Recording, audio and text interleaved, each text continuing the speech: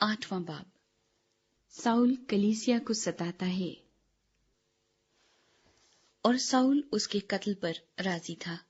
اسی دن اس کلیسیا پر جو یروشلم میں تھی بڑا ظلم برپا ہوا، اور رسولوں کے سوا سب لوگ یہودیہ اور سامریہ کی اطراف میں پراگندہ ہو گئے، اور دیندار لوگ استفنس کو دفن کرنے کے لیے لے گئے اور اس پر بڑا ماتم کیا۔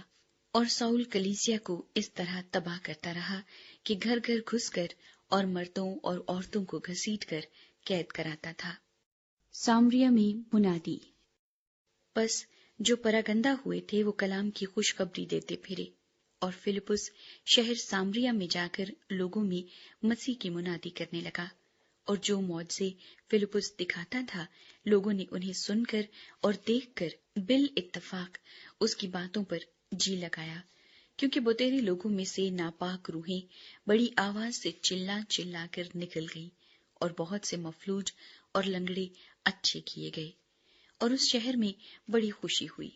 اس سے پہلے شمعون نام ایک شخص اس شہر میں جادوگری کرتا تھا اور سامریہ کے لوگوں کو حیران رکھتا اور یہ کہتا تھا کہ میں بھی کوئی بڑا شخص ہوں، اور چھوٹے سے بڑے تک سب اس کی طرف متوجہ ہوتے اور کہتے تھے کہ یہ شخص خدا کی وہ قدرت ہے جسے بڑی کہتے ہیں۔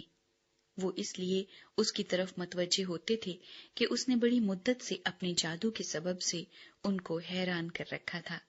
لیکن جب انہوں نے فلپس کا یقین کیا جو خدا کی بادشاہی اور یسوع مسیح کے نام کی خوشخبری دیتا تھا، تو سب لوگ خواہ مرد خواہ عورت بپتسمہ لینے لگے۔ اور شمعون نے خود بھی یقین کیا اور بپتسمہ لے کر فلپس کے ساتھ رہا کیا، اور نشان اور بڑے بڑے معجزے ہوتے دیکھ کر حیران ہوا۔ جب رسولوں نے جو یروشلم میں تھے سنا کہ سامریوں نے خدا کا کلام قبول کر لیا، تو پطرس اور یوحنا کو ان کے پاس بھیجا۔ انہوں نے جا کر ان کے لیے دعا کی کہ روح القدس پائیں، کیونکہ وہ اس وقت تک ان میں سے کسی پر نازل نہ ہوا تھا۔ انہوں نے صرف خداوند یسوع کے نام پر بپتسمہ لیا تھا۔ پھر انہوں نے ان پر ہاتھ رکھے اور انہوں نے روح القدس پایا۔ جب شمعون نے دیکھا کہ رسولوں کے ہاتھ رکھنے سے روح القدس دیا جاتا ہے، تو ان کے پاس روپے لا کر کہا کہ مجھے بھی یہ اختیار دو کہ جس پر میں ہاتھ رکھوں وہ روح القدس پائے۔ پطرس نے اس سے کہا، تیرے روپے تیرے ساتھ غارت ہوں، اس لیے کہ تو نے خدا کی بخشش کو روپوں سے حاصل کرنے کا خیال کیا۔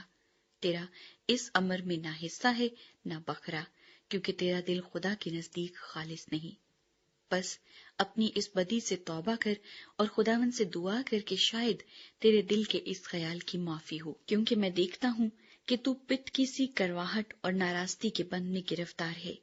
شمعون نے جواب میں کہا، تم میرے لیے خداوند سے دعا کرو کہ جو باتیں تم نے کہی ان میں سے کوئی مجھے پیش نہ آئے۔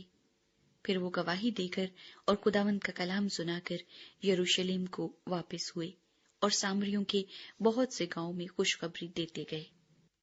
فلپس اور حبشہ کا ایک وزیر۔